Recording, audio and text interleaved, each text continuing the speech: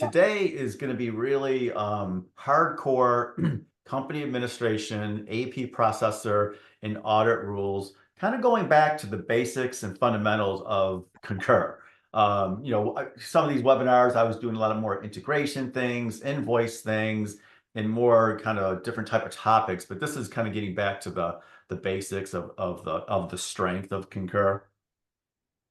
So this is, I always kind of talk about Phoenix Business Consulting. This is kind of what we offer. We are a premier provider of SAP products and consulting services. Concur is part of that. So we offer a wide range of software products. You can kind of see here, we have over 250 customer base. And what is really key is we're really both engaged in the public sector, I would say the majority of the time, and then in the commercial enterprise experience as well. Phoenix, which is very unique, is a gold SAP partner. So we can deliver a suite of products, and we have a really strong team, US and globally. Here is Concur. This is what we're going to talk about. And the experience level of all of our consultants within Phoenix have at least 10 years experience. But what's unique with Concur is that, including myself, we have about 43 years of former Concur employees. Here's my ugly mug. This is just a little bit about me. You can kind of see some of the credentials of past former Concur days and such. And then what we're going to talk about today, let me just enter another person who just came in. Let me enter them in. Okay. So today's agenda, what we're going to talk about is a few things, really four. It's this configuration relationship diagram. I know, Lisa, you're used to seeing that, and it's a really great thing to take with you and really kind of, when you're thinking about Concur and your implementation, or even, after it's implemented and you have it, you want to kind of put the pieces together. It's like a puzzle of how that relationship comes together. And so I always like to show this diagram so you'll see it visually. And then company administration, what the AP processor is, and then audit rules. So here is the configuration relationship diagram. What does it mean? What is it? It's you. So you have to be a user in the system. Gina, you're a user in your system. If you're not, you wouldn't have access or any credentials to get in. And then these 5 boxes are linked to you. In other words, it's a one-to-one relationship. You have one ledger, one person, one country, the group. The group is huge. The group really sets the tone of how you want to go ahead and do an implementation. You can have multiple groups. You can have one group. You can have 2. You can have 10. People get groups confused because what that is the differentiator. What differentiates one group from another? Maybe it is audit rules. Maybe you want to set a threshold. This group, the NCL group, is only allowed to do expense reports, up to $500. Another group, North Jersey Transportation or something. Whatever group you want to label it, doesn't really matter, can set boundaries of audit rules. So the group is really important. It's what drives the configuration of your entire system. Localization is the language pack that you are attached to. So if we're all US centric, we all have the US language. And then currency would be in addition to these two things. How this looks nice in a PowerPoint, but how it looks truly in Concur or in your system is over in here. So I'm jumping ahead of myself a little bit because I'm going right into company administration. And I just want to pull up a profile, a user, and I'll go over this again when we're ready to get into that part. So what I'm doing, I'm just finding an individual. I'm looking for him or her in the search text. And I want to show you what those 4 or 5 boxes, how it looks within the URL. So here you see expense and invoice settings. Here's the group. So in my case, I have Phoenix, Canada, and USA. There's 3 groups in this system. Invoice, as you can see, there's no red bar. That means that's not required. It's an optional field because invoice it's an add-on. Not everyone does invoice, but everyone must do expense or travel. And then these can be completely isolated different groups. So this is the group. Here is the country, ledger. And as you can see, we can build multiple ledgers. We can build a hierarchical type of ledger. But you only can be in one ledger. You cannot be in multiple. You can only be attached to one ledger. Currency. And then everything in red here is your cost objects that you're tracking. This would be an org unit 1, org unit 2, 3, and 4. This is how everything starts. So everything starts at your employee profile. And then that information, what it does, it copies into the expense report header, and that gives you the ability to go ahead and create your expense reports. And then you can put fields and forms and all various different types of things on your report header. So this correlates to all of this in the system. And then after the group, you can see it goes down into the policy. This policy filters down into everything here in blue. And I know, Lisa, you know this because I've taught this for many, many years. There's really three things that consist of a policy. And this is why I wanted to talk about audit rules, is because people tend to think, because the word policy is such as that. You have an expense policy, you have a travel policy, an HR policy, you have various different policies, but a policy in Concur is not that at all. A policy in Concur is a container of information, and what that contains is all the various forms, your workflow, basically the routing of your expense report, where you want it to go. When you submit it, where is that report going? Is it going to your manager? Is it going to go to a authorized approver? It's the routing of your workflow, and then all the expense types that are linked to the policy. Audit rules are over here in yellow. So group goes to the policy, policy goes to all these things in blue. Forms, expense types, workflow are the major drivers of the policy, and everything in yellow here is group aware. You can build audit rules for 1 group, 2 groups, globally, however you want to go ahead and build it. Okay. And let me see, I think I got another person to enter in here. Yeah, okay. Going back to the PowerPoint, I like to always show this graph, kind of you put the pieces together. And now we're going to get into the company administration. And please ask questions as you go through. It's very informal, nothing specific, so any questions you have, just fire away. But really what the company administrator is, it's utilizing profiles. Think of company administration as people, profiles, and users, and then granting user permissions, roles, and different responsibilities. That's all what a company admin is. Expense admin is more of the functionality. So let me just show you now what I'm referring to. So when you have the role assigned to you and you are a company administrator, when you click into here, you're going to see all these different applications to the left. And then you're going to see the functionality of building the system, and company admin is right in here on the right-hand side. So clicking into company administration, you're going to really focus truly user administration, how you add a user into the system manually, or you can import it through the UI. And then lastly is down below here is user permissions, granting the roles and responsibilities for individuals. So the user admin, when you click into here, you get this kind of alphabet strip here. You can find users in all various different ways. You can just click a letter, maybe, F for example, I'm just clicking F, and it's going to give me everyone with the letter F in their name. I can search for a person.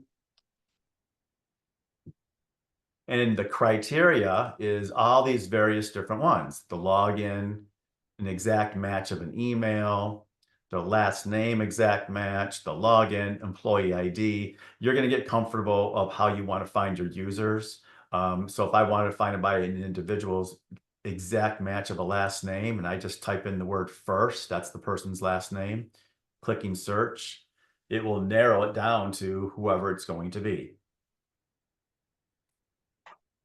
So at a high level, just looking at this, I can see the person's name, I can see their login credentials here, and then this is the manager. So this is the routing. When I submit my expense report, it's going to route to this manager is my default.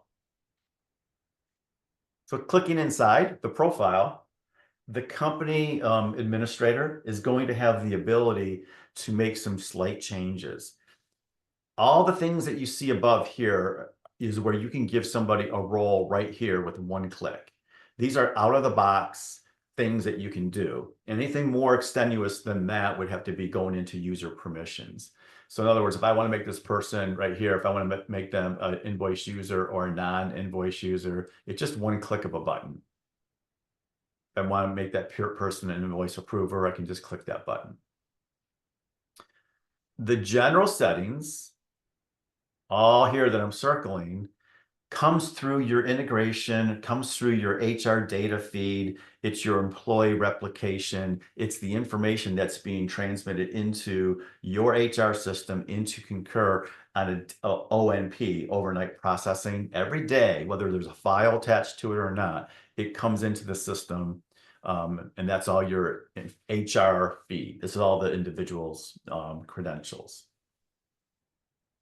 Then down below here is your expense and invoice settings. This is where you're tracking your cost objects and any other information. And some people out there would even have custom fields in here, more specific. So this is what your employee data looks like. If I was to add a brand new user and I wanted to do it manually, very rarely would you, because you have typically, well, I shouldn't say that anymore. A lot of folks don't do an integration. Sometimes they do it manually.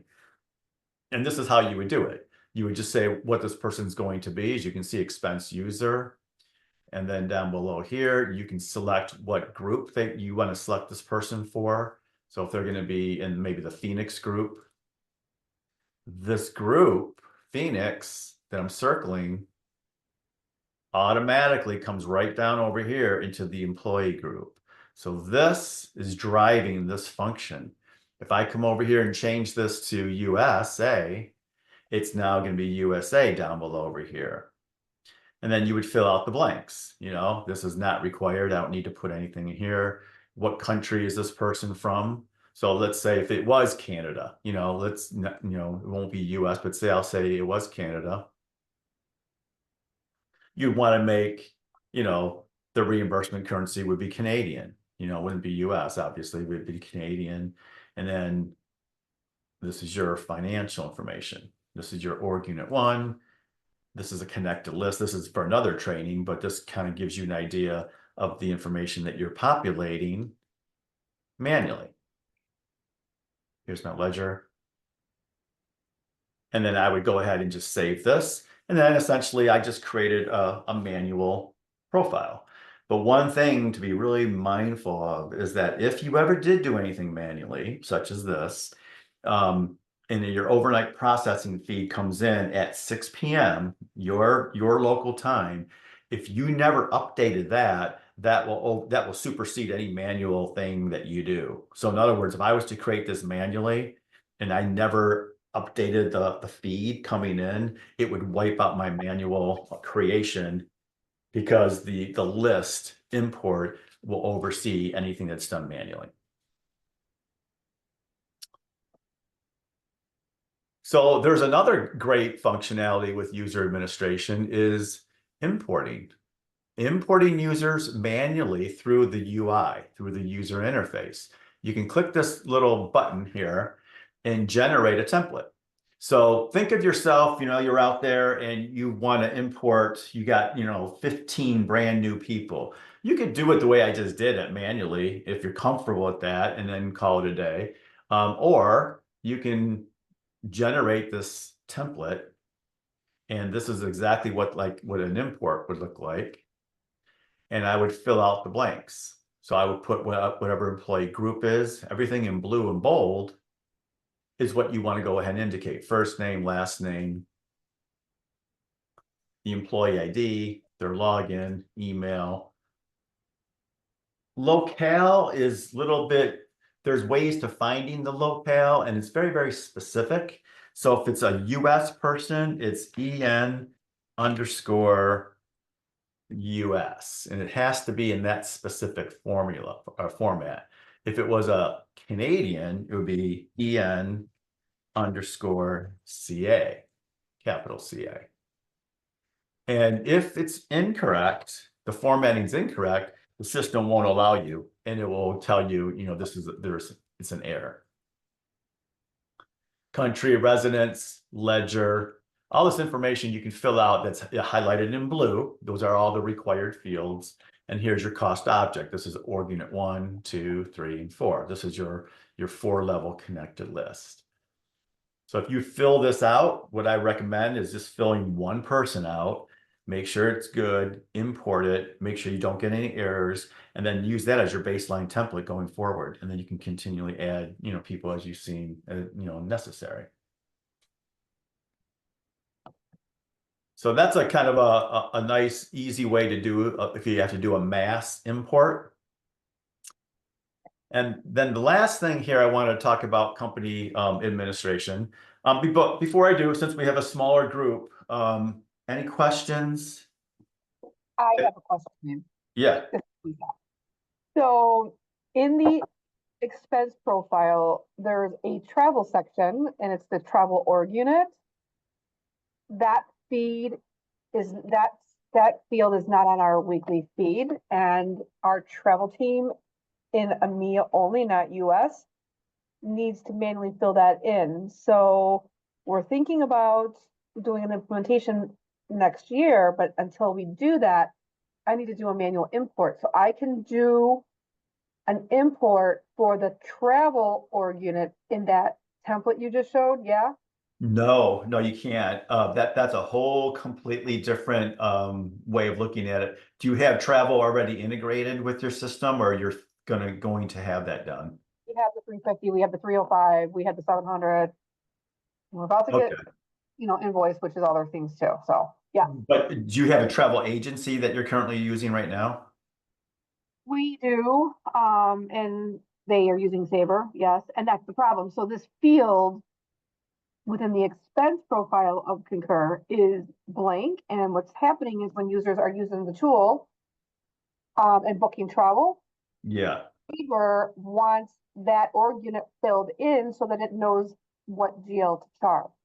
Well, what you would probably have to do is see there's direct travel and indirect travel. Direct travel means it's Concur owns the travel. It has to go through Concur. And then there's indirect travel where the travel agency is in control of that. So it depends on how your setup is. I'm assuming it would be direct travel because that's Concur and working with the travel agency. But once that is all set up, the travel PM does the configuration, and those components, the travel org units, will populate in addition to the expense. So I can't show you travel, unfortunately, because that's a whole different setup altogether. This is only expense. But once it's direct travel and that's linked to the expense profile, once those travel profiles, that will automatically sync with the expense settings. So we do have it syncing. So we own the travel tool, but the problem is only for airfare. We have a ghost card, and when users select airfare internally in the tool, then it goes to the firewall after approval internally here, and then the agent on the other side of the wall books the trip. But they need that org unit. So it's kind of like maybe, I don't know if it's even possible to be 50% owned by us and 50% owned by them, but that's what it seems to be happening. Yeah, that's a whole unique conversation to have right there, Lisa, because it's very unique, and then that's business requirement. So we would have to probably take a deep dive, maybe, and we are offering free support, by the way, to the end of February. I don't know if you ever saw that on our LinkedIn, but and that would go through me. So take advantage of that for free support of troubleshooting ideas and such, because it's only gonna last for another week. So happy to Okay. do Happy to do that if you need to do that. Yeah. Yeah. And then the last thing here is user permissions, meaning granting permissions for people to do certain functionalities in the system. So when you click into user permissions, you see username here or a role. But if by going by name, and then you want to find like what person, for example. So let's say I want to find this person by last name of Turner, and then I want to search same type of criteria, maybe the exact last name. And then when I click the search button here to the right-hand side in blue, it will tell me these are all the various available roles that I can assign. As you can see, there's quite a few of it. And then these are all the roles that this person does have assigned to them. It's very simple to give that person a role. So if I want to give this person the role of expense proxy logon, here it is, expense proxy logon. If I just highlight this, click add, then that person has that role. And it's applicable for all these different groups. That's why that group is very, very important. If I want to remove it, I can click it and just remove it as easy as I added it. But now, what if you want to give this person the expense proxy logon, but you want to make it only visible to the Phoenix group? So by doing so, if I clicked add, it would be all inclusive. But now I'm going to click this word modify. And I'm going to select the group Phoenix and then click done. Let me make sure it took it. I don't think it did. I'm going to click Phoenix. See how I clicked Phoenix there, click done. And now it says the group. Now I want to go ahead and edit. Now that if I wanted to do a proxy login, I can only do it for anybody who happens to be in this particular group. It's not really global centric. Proxy logon means you have the ability to be like a help desk. You're going to proxy into that person to assist, or you can create a report. You can kind of look at it. You're using your own credentials, but you're kind of acting on behalf of somebody else. And then I can just take this and I can remove it. And then you would save your changes. And then if you notice, this applies for expense, whatever's activated in your system. This would be request. And then this would be invoice. If I wanted to do the same thing with invoice. Travel is deactivated. There's nothing in here. And then reporting is all your BI manager, reports. So high level view of, roles and responsibility. How do you know? Question always comes up to me all the time is, what are these roles and what do they do? There's a lot of them. And I don't know every single one of them by heart either. So I would have to find out in the help desk. This is a different training altogether, but if you ever go to this little question mark to the right-hand side and click in help, this is a wealth of information that will give you all your administration help. And then there's always these descriptions of rules and permissions and definitions of all those roles and everything to do with expense. If you need help, like today, I'm going to talk about audit rules. We're going to go over that and what it is. But 3 months from now, when I'm not around and you have some questions about it, you could go right into here, click administration help, and then you can look for all the different resources right here, professional resources. And then this would give you the documentation. Here, right here, for example, are all your available permissions and roles. For expense tab, if you click on that button right there, it's going to show you all the different roles that we have. So what I know what a lot of clients do, what they like to do, they take this, they copy and paste this and throw it into an Excel template, and then they have it at their own discretion, and they can kind of massage the data as they see fit. But these are all the roles, and then this is all the descriptions of what those roles are. That's another training for another day, but I just want to show you what, where the help screen is right in there. Okay, I am going to move on to just for the sake of time, I'm going to move on to the AP processor. That is typically the last stage of the workflow, but not always. Some folks maybe want to put it in the middle. You can put it in position wherever you want to put it, but typically it's the last stage, and that's the final stamp of approval. And once that processor approves that expense report, that now becomes a system of record. That kicks off the overnight processing with your ERP system. And essentially, that's how the individual ends up getting reimbursed. But the processor is the one who has to do that. So if you go as the processor and you have that role assigned to you, you're not going to come over here. This is all functionality. You're going to navigate to here. And this is the applications of things. So we're going to navigate to expense. And then we're going to look at this word processor. And then we're going to go ahead and process expense reports. So once you have your setup all set up, you will have the approval status of reports approved and in accounting review. So this is the last stage of that workflow. So what does a processor truly do? There's a ton of information what you can do. Number one is you could select the report. I'll select, I don't know, this one. You can validate it, confirm it, make sure everything is within compliance. You can send this back to the employee.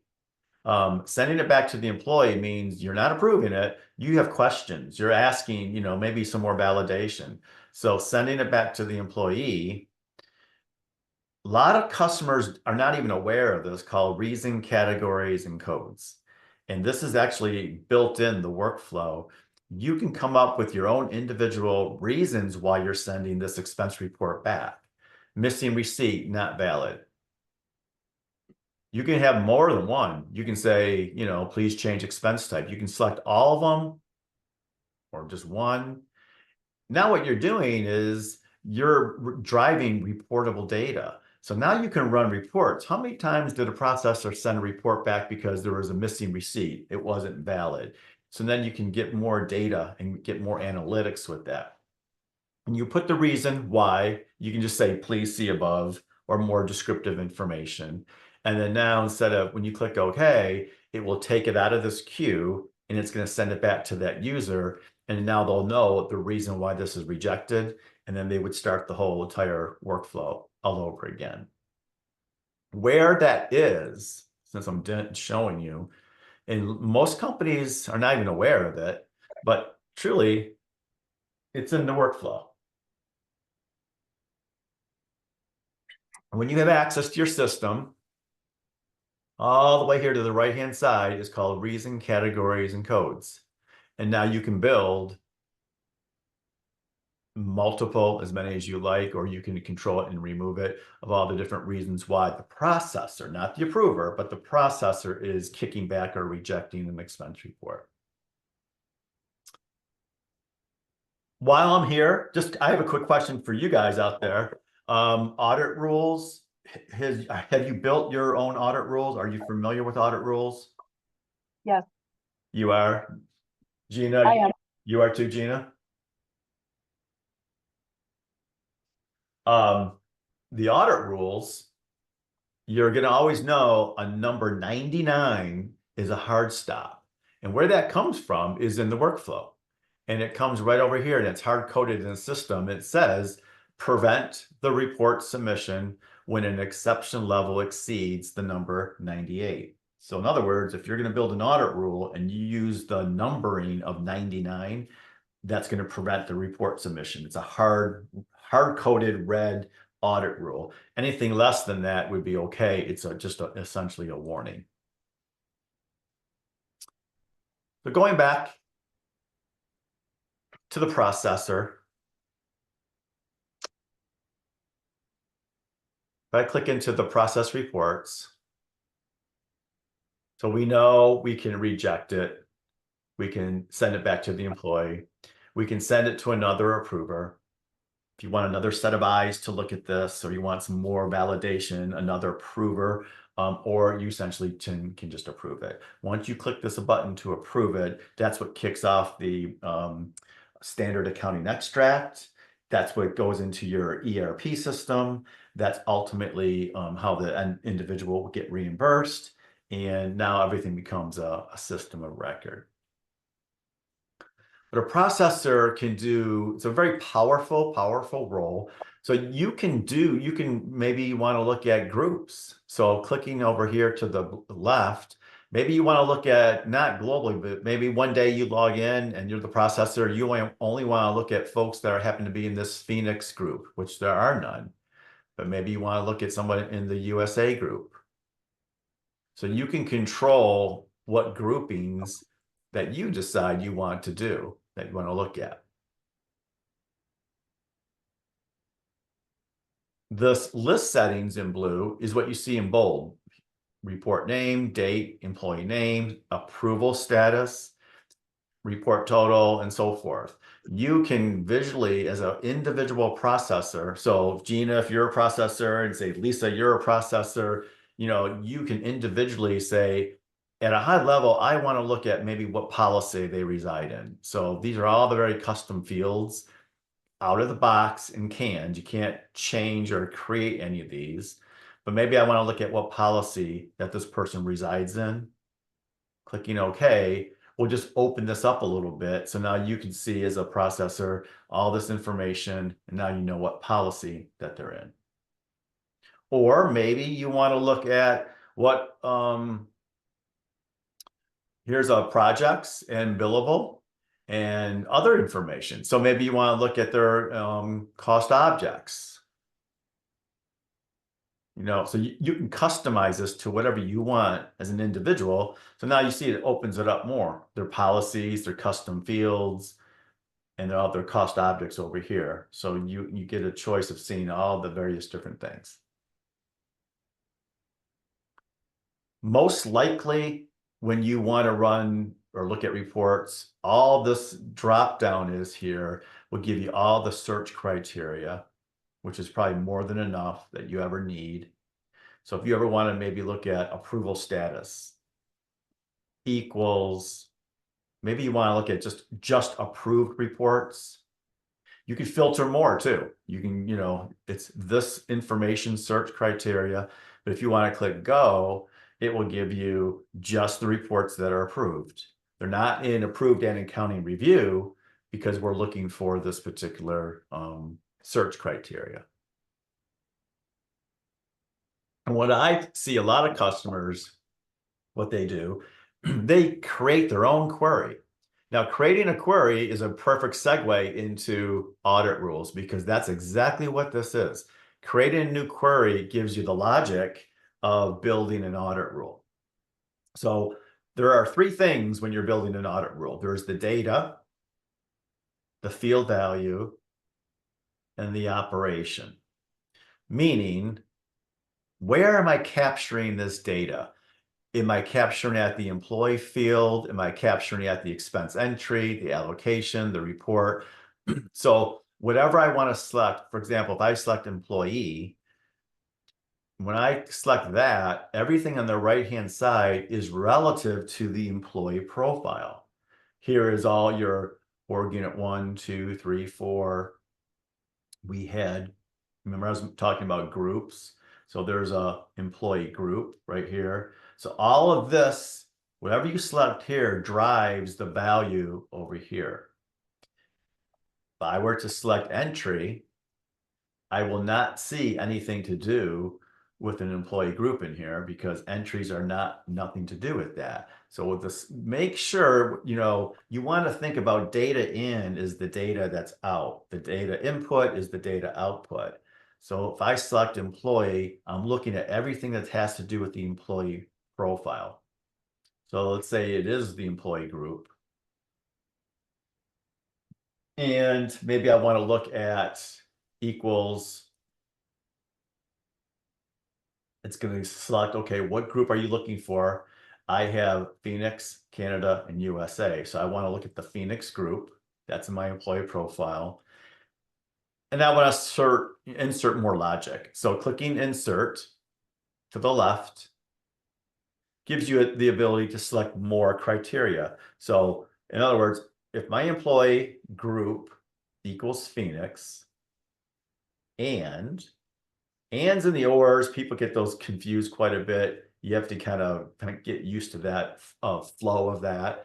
But if I'm saying expense type would be an entry, or report would be the total amount. So I'm looking at the report, and then maybe I'm looking for amount proved. As you can see, you'll get very comfortable and you'll get very familiar with all this as you get used to this. But amount approved greater than, I'll say $500. So I'm selecting US currency and I'll say $500. So I'm building my own query and I'll name it. So I'll call it report greater than $500. You can name it however you like to name it. And then when I save this, so now when the processor comes in, you can look at all the various different criteria, or you can go to your query that you just created. And now you can say, now I want to look at this instead of all these things, and it will nail it down. So these are the two reports I have in here that are greater than $500. So queries are just like audit rules. It's the same type of logic for that. And then I got just one quick more other topic to talk about, which are audit rules, and I'll get right into that. But does anybody have any questions before I move off that topic about the processor and things you can do?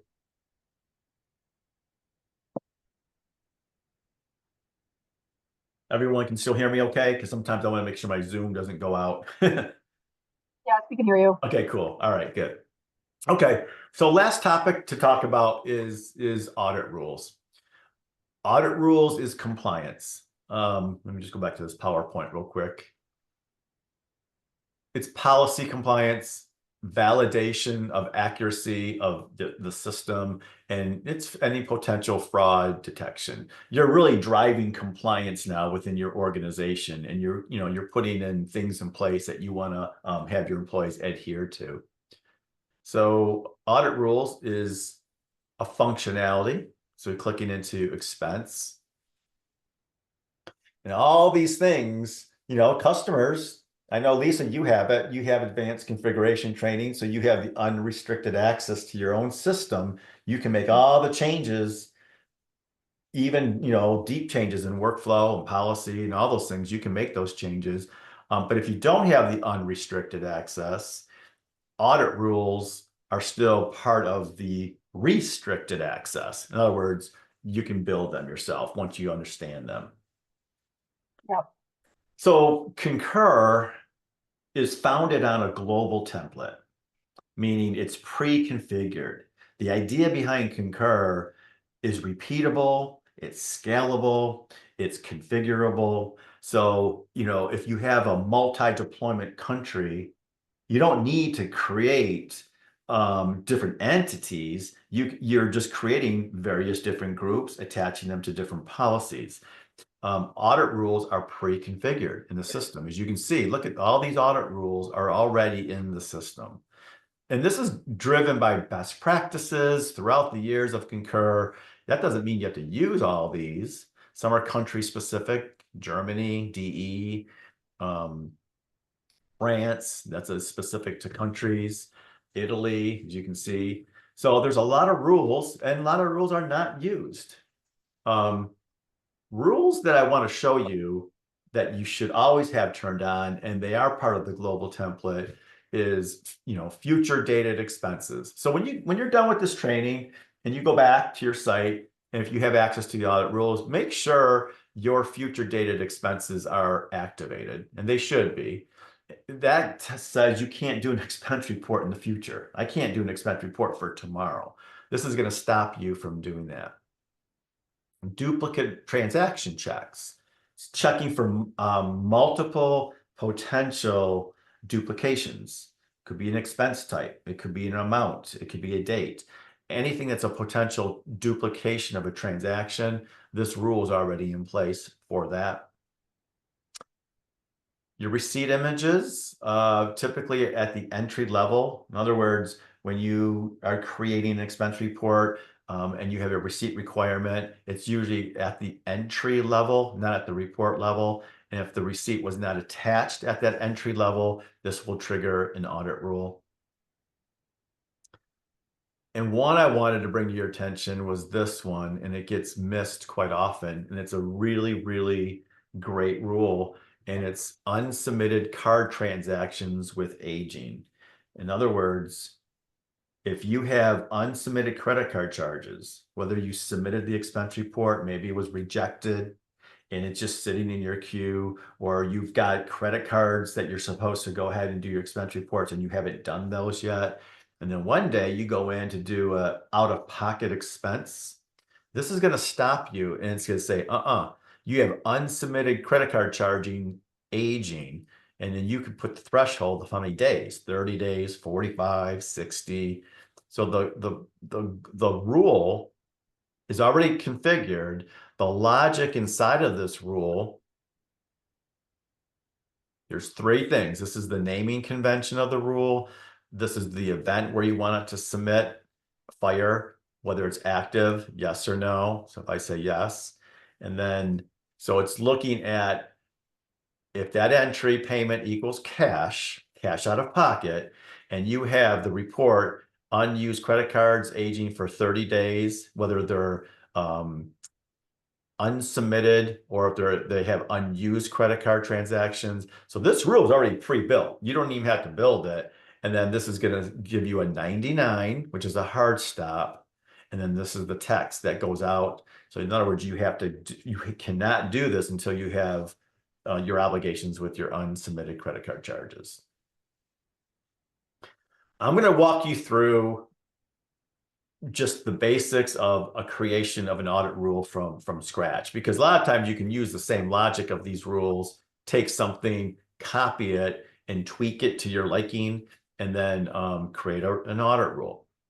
But sometimes you have to create something brand new out of the box. So doing so, we're going to click New, and we need to name it. So the best practice is always to put a little asterisk in front of the naming convention, and that just navigates that by putting that asterisk up to the top of all your audit rules.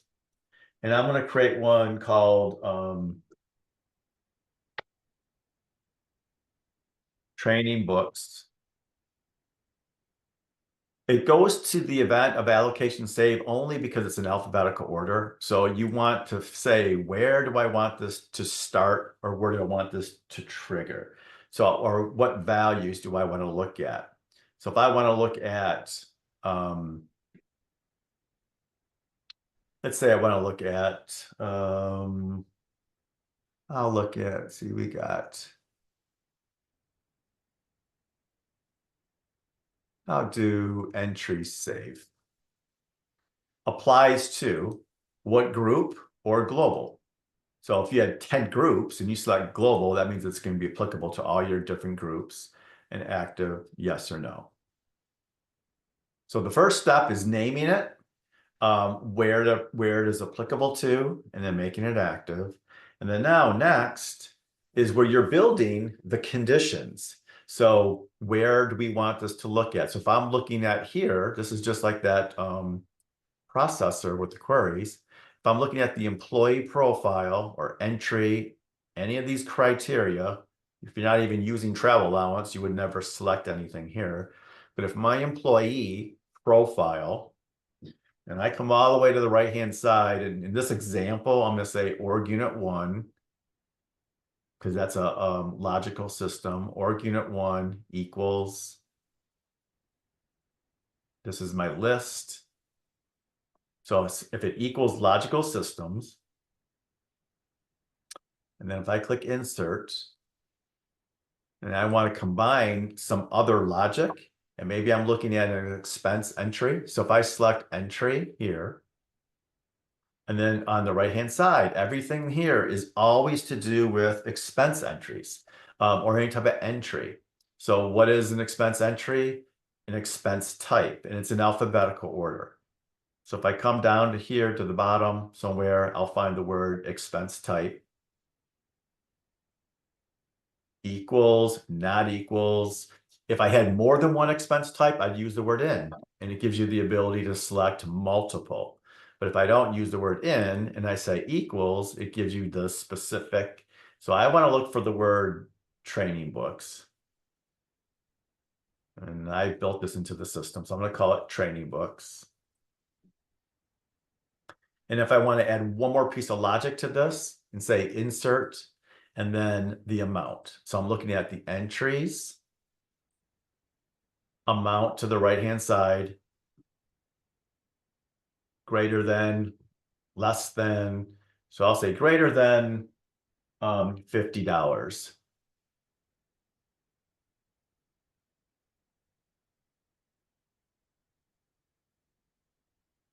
So this is kind of what I want to kind of get with. If my employee profile equals logical systems and I select training books as my expense type and my amount is greater than $50, I want to stop this. I'm going to put some compliance rules in place. So by me clicking next, takes me to the exceptions. And this is my last stop. I would click new. And now when you're building audit rules, you always have to have a code and a level. So the code can never be more than 8 characters and all in capital letters. You can have less than 8, but you cannot have more than 8.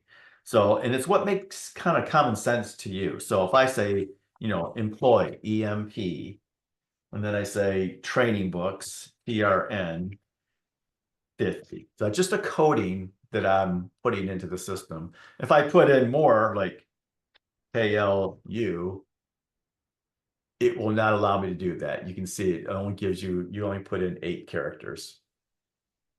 The level. So if I do 99, that is a hard stop. I have to, fix it before I can move on. Any other number less than that would be okay. And it would be a warning as a soft stop. And then the message. Policy does not allow training books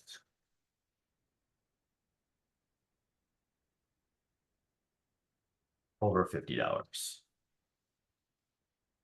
So this is the communication or the verbiage that's going to go out to the end user, and then clicking save.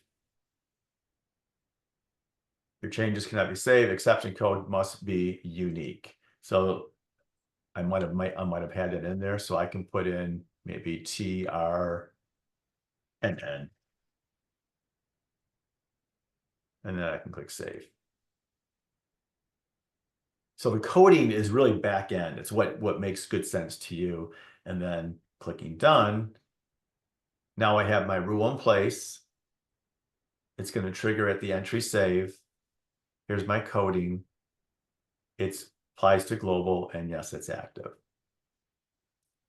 So never ever assume that this is correct. You could be very, very experienced with Concur. I'm really experienced with Concur and I make mistakes to this day. So you never want to do that. You always want to test it, and then you want to do a regression testing. So to test this out, let's see if it is correct. So I'm going to use that word proxy. I'm going to proxy in as a user. So I'm going to proxy in as this person. I'm going to create an expense report from scratch. So here's the policy. These are some other fields that were configurable. So I just got to fill out the blanks. And then you notice, here's my logical systems. So this information is housed in my employee profile. And what it did, it just copied into the expense report header. So I'm going to say no for travel allowance. So I know logical systems is good because that's what I asked for at the employer profile. And then I'm going to create the report. I'm gonna go ahead and select expense. So when I click add expenses, I want to find that word. I want to find training books, which is going to be over here. Fill out the blanks. So let's say it's today's date. It's asking for type of books. And now I'm going to put it in for, say, $54. We know that's more than 50, right? So everything should trigger. If all goes well, when I click save my expense, I should get an audit rule. And if I don't get one, I would have to find out why I don't. And sure enough, I get an alert. And then so the user essentially would go in, and here it is. Policy does not allow training books over $50. So I would have to make an informed decision. I would have to come back in here, and then I would have to change this to, like I'm forced to change it to 45. That will clear the exception. And now I'm adhering to the policy. As you can see, this one's yellow. There's a warning here. It's talking about the receipt attachment. So this is a soft stop. It's still gonna let you submit the expense report. It's not prohibiting you, whereas the other one was a hard stop. So the idea with audit rules is to build it for compliance. You want to test it. You want to test for the opposite result. And this is just getting your feet wet and acclimated with the starting point of audit rules. As you get more confident and more familiar with audit rules, you can get very creative, and there's, it opens up a whole host of different types of validations you can do. So I'm just going to open it up quickly. If you guys have any questions, since we have a smaller group, this is a good time to ask any questions that you have. So is there any questions? I don't have any. You don't? I don't, believe it or not, Dave. Well, that's good. Maybe this was very helpful. And yeah, if you do have anything, I'm going to send this out to everyone, the recording. I'm going to send the PowerPoint out to everybody. Needs to reach out to me, and we'll be doing these monthly webinars all the time. So I appreciate everyone joining today, and I hope you found this informative, just to get you more ideas about Concur. And when you go back to your desk, you can kind of think of ideas that you can put into place after learning some of these things from the webinar. Wait, I do have one question, Dave. Sorry. Yeah. You did not ask the class, what are the 3 things in a policy? Well, I will add, what are the 3 things in a policy? Well, I have the answer. Do you want me to answer, or do you want somebody else? No, sure, go ahead if you know. Yeah. All right, forms, expense types, and workflow. That's absolutely right. That if you always remember that, forms, expense type, and the workflow, few, that is the reason that you always want to think, do I need another policy? Is it going to be a different form? Is it a different workflow? Is it a different expense type? My answer is no, I don't need visually different expense types or need a different workflow. Then you do not have to create another policy, because sometimes if you have 10 policies and 10 groups, that's a lot of maintenance to keep up. So you can really stream that with just understanding that philosophy. Glad you remembered that. I know. I always hear it, and it's great to have it in my head now. It's locked in, never coming out. That's awesome. That's awesome. Well, Lisa and everyone, I really truly appreciate you guys joining. And then I'll follow up with the recording, the PowerPoint, and then if you have any other, I'm going to put this on the screen real quick before we conclude. If you want to go ahead and scan that QR code here with your phone, there's a little tiny survey there. And then you can even put in there topics for discussions for the next Concur webinar that you think you might want to talk about. We'll look at that, and then we can incorporate that. Perfect. I got another meeting, so thank you, Dave. Very welcome. Thanks, everybody else, and I appreciate you joining, and have a great day. You too. Bye-bye. All right. Bye-bye.